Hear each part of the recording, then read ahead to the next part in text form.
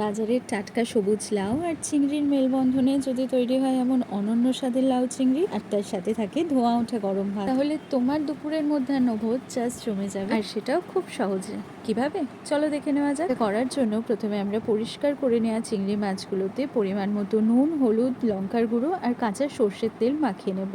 এতে করে মাছগুলো খুব ভালো একটা ফ্লেভার পাবে। এটা ম্যারিনেট করে রাখা থাকবে। এদিকে আমরা লাউ নিয়ে নিয়েছি, এবার আমরা লাউটা কেটে নেব।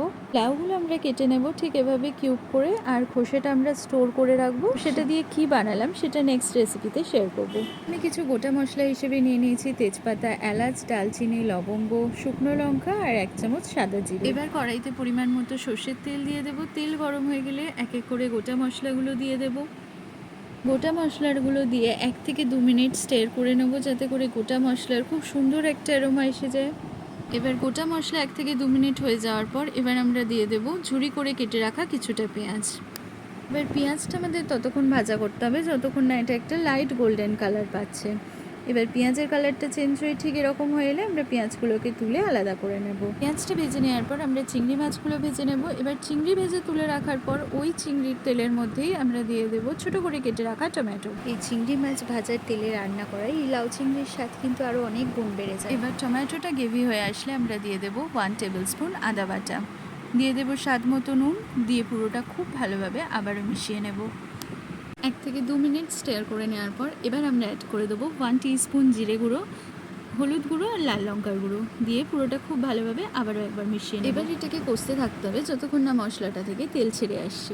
এবার দেখো মশলাটা একদম পারফেক্টলি কুকড হয়ে গেছে আর বেশ ভালো করেই তেল ছেড়ে এসছে। এবার আমরা দিয়ে দেবো কেটে রাখা লাউগুলো। এবার লাউটা দেওয়ার পর পুরো মশলাটার সাথে খুব ভালোভাবে আমাদের মিশিয়ে নিতে হবে। এবার এই লাউটা কিন্তু আমরা কষিয়ে রান্না করব, মানে কিছুটা কষবো আবার চাপা দেবো, দেন জল ছাড়বে লাউটা থেকে, আবার সেই জলে ঢাকা খুলে কষতে থাকবো।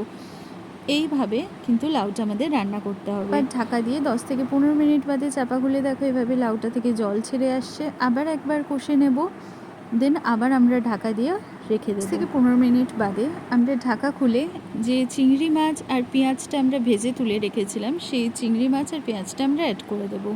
দিয়ে দেব গোটা মশলাগুলো, পুরোটা দিয়ে খুব ভালোভাবে আবারও একবার মিশিয়ে নিতে হবে।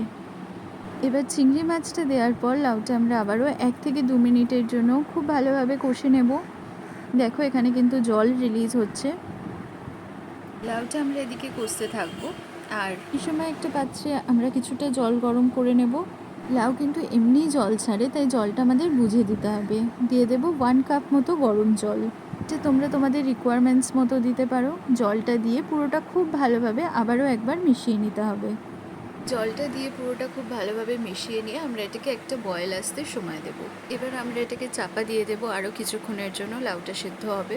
4 থেকে 5 মিনিট পর ঢাকা খুলে আমি অ্যাড করে দেবো ওই 1/2 কাপ মতো কোকোনাট মিল্ক। আর এই নারকেলের দুধ কিন্তু এই লাউ চিংড়ির স্বাদকে আরও অনেক গুণ বাড়িয়ে দেয়। এবার তো আমরা একদম ফিনিশিং স্টেপে রিচ করে গেছি। এবার আমরা ফিনিশ করব ধনেপাতা কুচি আর 4টে চেরা কাঁচা লঙ্কা দিয়ে। এভাবে বাড়িতে অবশ্যই একবার লাউ চিংড়ি বানিও, আর তোমাদের কার কার লাউ চিংড়ি খেতে ভালো লাগে সেটাও আমাকে কমেন্ট করে জানিও। এবার ধোঁয়া ওঠা গরম ভাতের সাথে পরিবেশন করে নাও এই অনবদ্য স্বাদের লাউ চিংড়ি। জানিও রেসিপিটা কেমন লাগলো। এরকম সুন্দর সুন্দর রেসিপি আরও পেতে হলে সুতোষিনী কিচেন সাবস্ক্রাইব করতে ভুলো না। দেখা হচ্ছে পরের ভিডিওতে অন্য কোনো নতুন রেসিপি নিয়ে। Till then keep watching Sutoshini kitchen.